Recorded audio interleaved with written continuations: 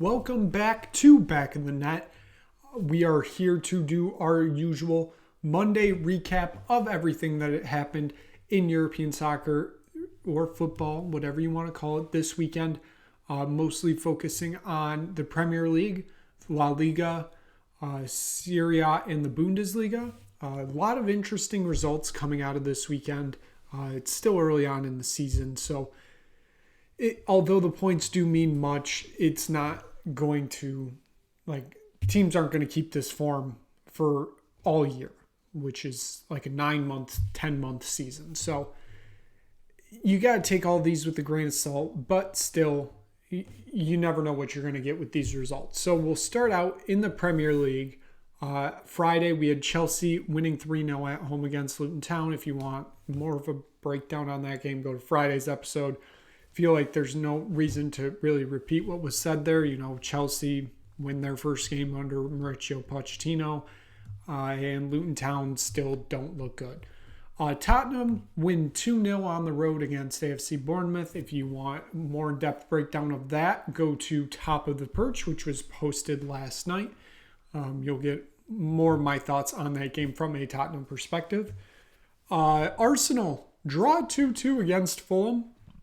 Interesting game to say the least. When you can't beat a 10-man Fulham team after one of their players gets sent off with a red card in the 60th or 70th minute, somewhere around there, I think that's starting to get a little worrying. I already see people questioning Mikel Arteta. He's really playing around with the lineups this year and putting players in positions they don't usually play in, which I don't get why he's doing that, but whatever.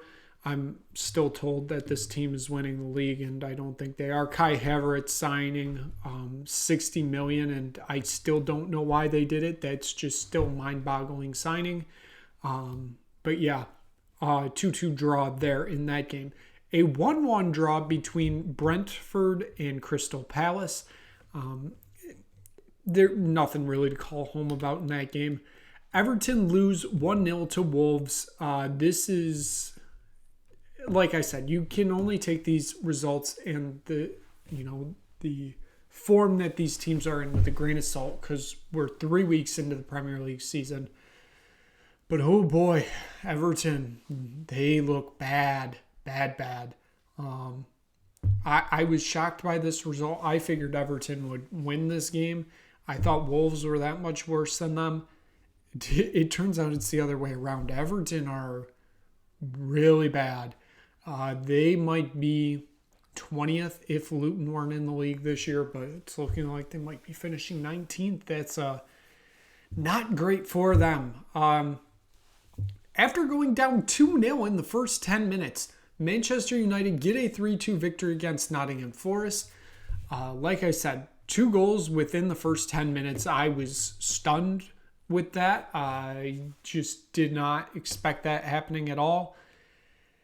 And then, United on the comeback, they still look okay. They don't look like a good team. They don't look like the title competing team that people think they are. I still don't know where people are getting that from, but whatever. I don't make I'm not one of the real pundits out there that just put their opinion out and get paid millions of dollars for it. The shock result of the weekend, at least to me, Brighton lose 3-1 at home to West Ham United. I said this was going to be the first test for both sides. Brighton coming off 2 4-1 victories against 2 of the worst teams in the league in Luton Town and Wolverhampton Wanderers. And they go out and lose 3-1 at home. The last time they lost at home was like in April of last season, which was to Everton of all teams. So to say I was stunned by this result was an understatement. I personally thought West Ham weren't going to really show much in this game. And they obviously did. A great result for them.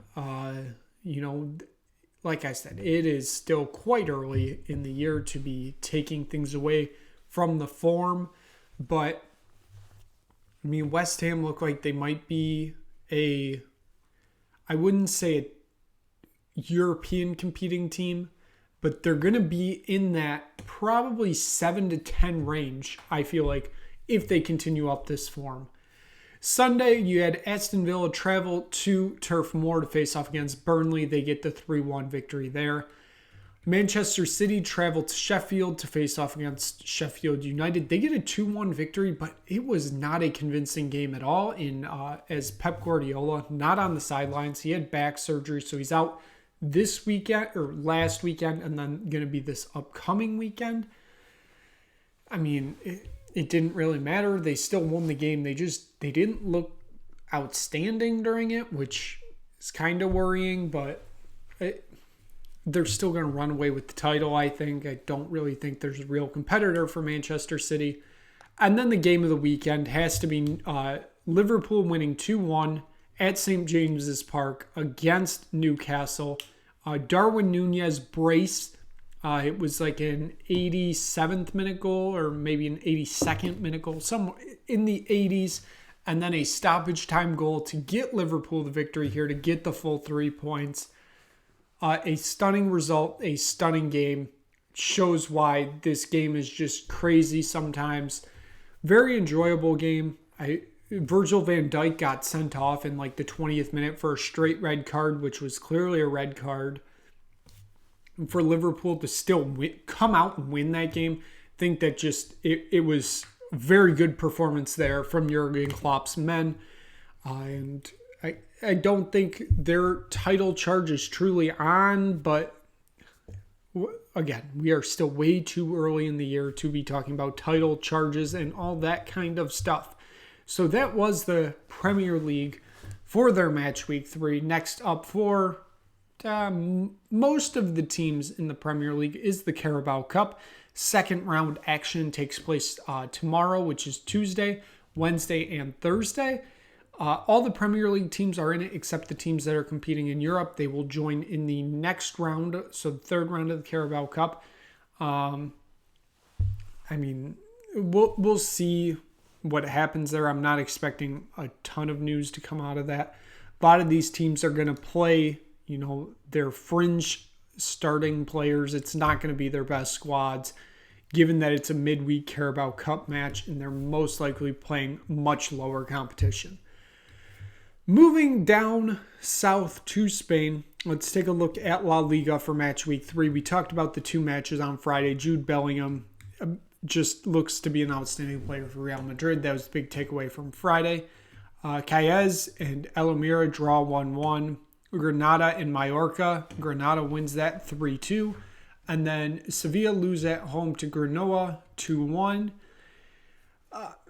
I was kind of surprised by the Mallorca game. I thought Mallorca would come out a little bit better in that game, and they just didn't. I would like to say I'm surprised by Sevilla, but I mean, I just don't think the team's there to really compete up there. It's going to be like last season where they're going to finish like 10th or 11th in La Liga, but they might make it to Europa League and win it again, which I wouldn't be surprised with at all there. Sunday, I believe was the match of the day. Villarreal 3, Barcelona 4. Just a stunning performance of football, especially for a team like, Villarreal, who with under Unai Emery, just like to park the bus like almost every single game, no matter who they were playing. That was an entertaining game for the ages. I mean, Villarreal, I believe, were up 3-1 in the 60th minute around there. No, it was 3-2. It was 3-2 because Barcelona went up 2-0 within the first 15. Then it was 3 unanswered from Villarreal, and then it was, I believe, Fernan Torres in like the 70th minute, and then not much later was Robert Lewandowski with the winning goal to get them a 4-3 victory. Osasuna went on the road 2-1 against Valencia. And Bilbao get a 4-2 victory against Betis. Interesting game there. Betis went up 2-0 after 10 minutes, I believe it was. And then 4 unanswered from Bilbao. That was quite a performance from them. good game for both sides, I would say, even though, Betis dropped the points there. I still think they put on a halfway decent performance there. Then we move on to Monday when Getafe got a 1-0 win at home against Deportivo Alvarez. And then Rayo Vallecaneros lose 7-0 at home to Atletico Madrid. I believe that's the most lopsided game so far this season from these four leagues.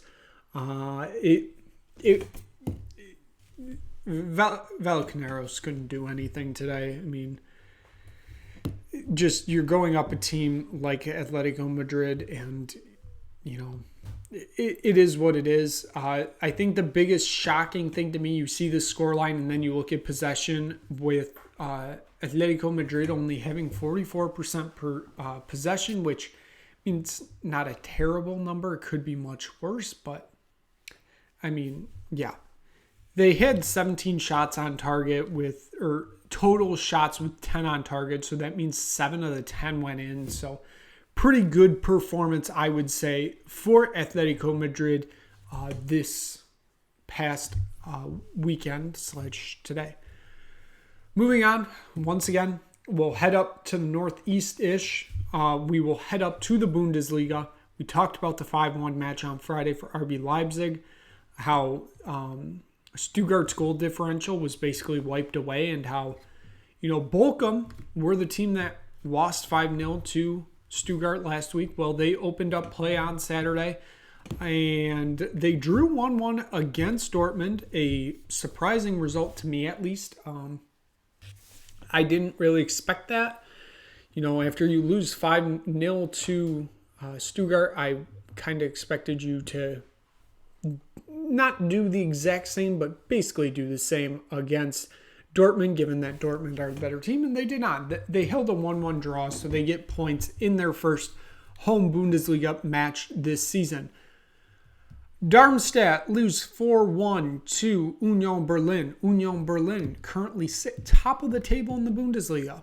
Not going to last, but a very good performance from them. I like where this team is going. I'm interested to see how they play in the Champions League. I believe they're going to be in pot 4, so that means they're probably going to have 3 really good teams in their group with them. It's going to be interesting to see how that plays out and how the dynamic plays out of them not playing at their home stadium for those Champions League matches. That's, of course, something we will get into down the road when those Champions League matches start up. We will definitely get into that. Heidenheim in their first Premier League, Bundesliga home game of all time. They lose 3-2 to Hoffenheim. Still a lot to be proud of in that game, I believe. I mean, they had a pretty good performance. They're still going to struggle this year, most likely. But pretty decent performance from them, given, their competition.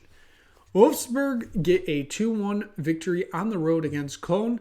I think these two teams are going to be quite even in the table this year. So Wolfsburg getting that hand up on the Cologne already this season kind of feels a little bit important, but probably in the end not going to be important.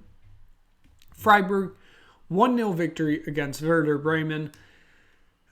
Freiburg, I'm not surprised by this result. They seem to be a team that would get a victory here because this seemed like the game that they kind of need to get a full 3 points from, given the stark difference in talent. Final game on the Saturday slate for the Bundesliga. Leverkusen win 3-0 on the road. Once again, I'm not really surprised. Mönchengladbach they look like they're going to struggle a lot this year. I don't think they're a threat for relegation. They're going to be low mid-table. And Leverkusen, great performance from them. I'm happy with the way they're playing. It's a very enjoyable style of football, so I'm excited to see how that develops later in the season. One of the more, I wouldn't say shocking results for me, but I was surprised when I watched it and saw it. Mainz hold Frankfurt to a 1-1 draw. I didn't really expect Mainz to get points out of this game, but they end up getting a point, I should say. You know, Frankfurt are, I believe, 2 years separated now from winning the Europa League. Yes, a lot of those players have been sold. I expected them to be a little bit better this year. I mean, their goal to tie this game, they stole this game in the 91st minute with a goal.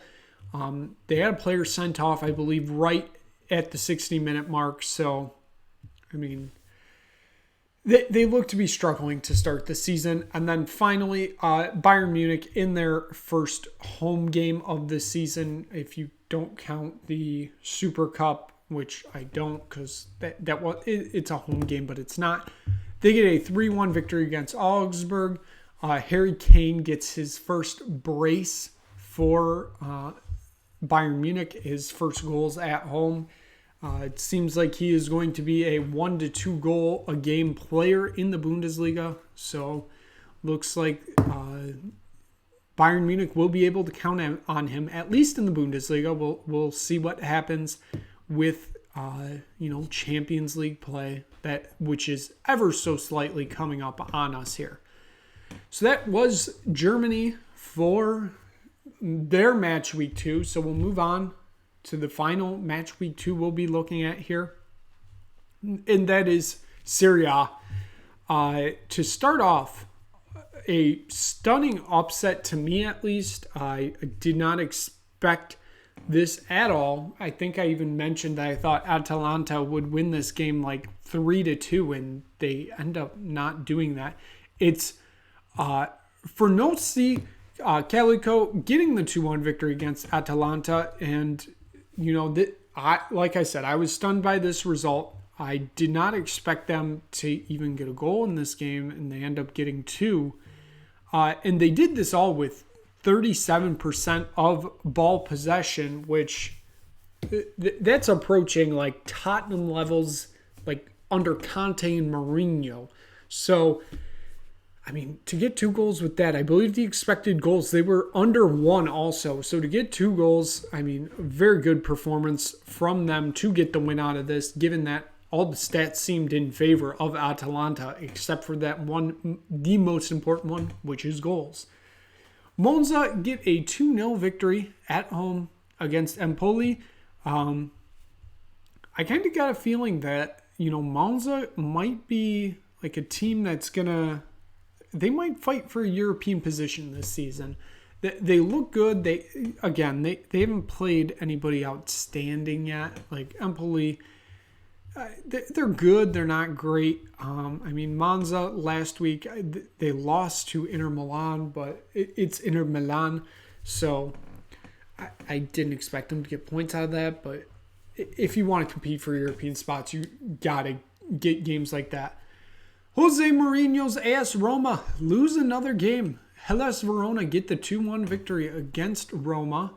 Again, another stunning result for me. I thought Mourinho would have this team at least like 2 wins out of 2 to start, and he doesn't have that. Romeo Lukaku seems to be signing for AS Roma as soon as tomorrow.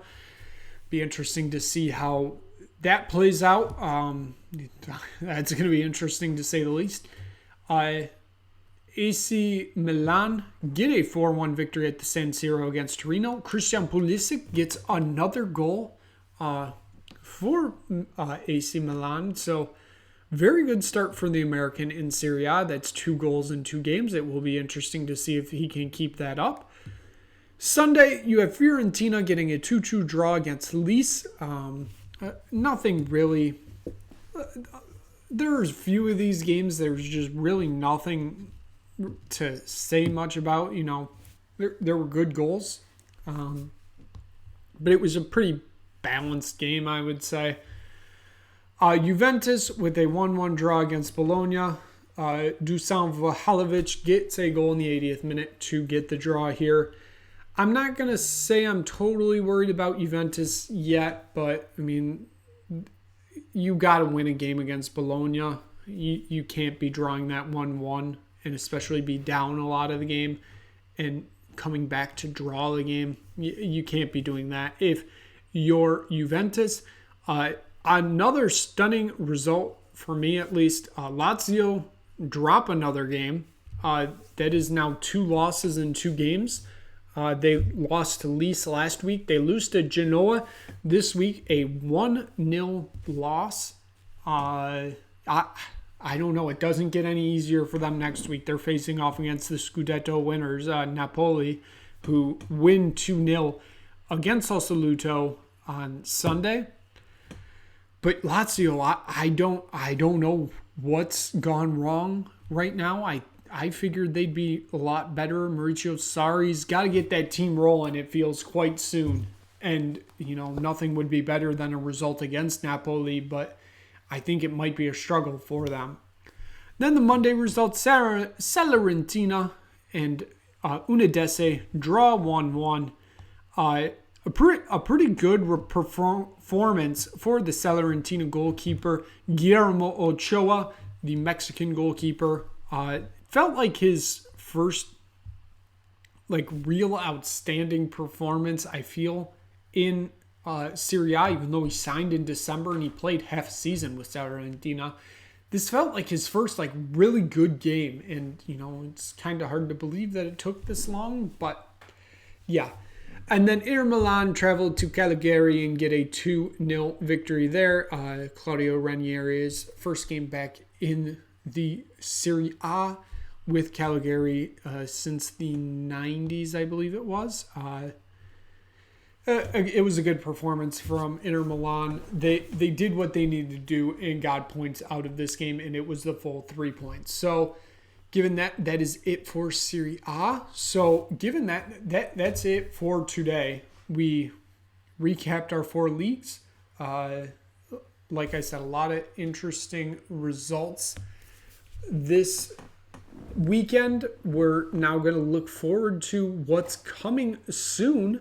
Come Thursday, we have the UEFA Champions League group stage draw. Friday, we have the Europa League and the Conference League group stage draw. We got the Carabao Cup as we mentioned earlier.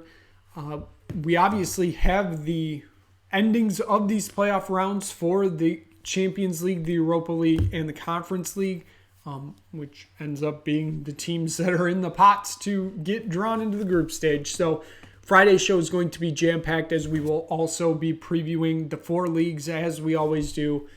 So look forward to that, because once European football starts rolling around and you start getting into Champions League nights and then Europa nights, things start going real fast here, and it's going to be an enjoyable ride. So that is going to be it for tonight. Thank you so much for watching. If you stumbled across this video, and you enjoyed it, like, subscribe, tell anybody you know about it. And we will be back here on Friday with a jam-packed edition of Back of the Net.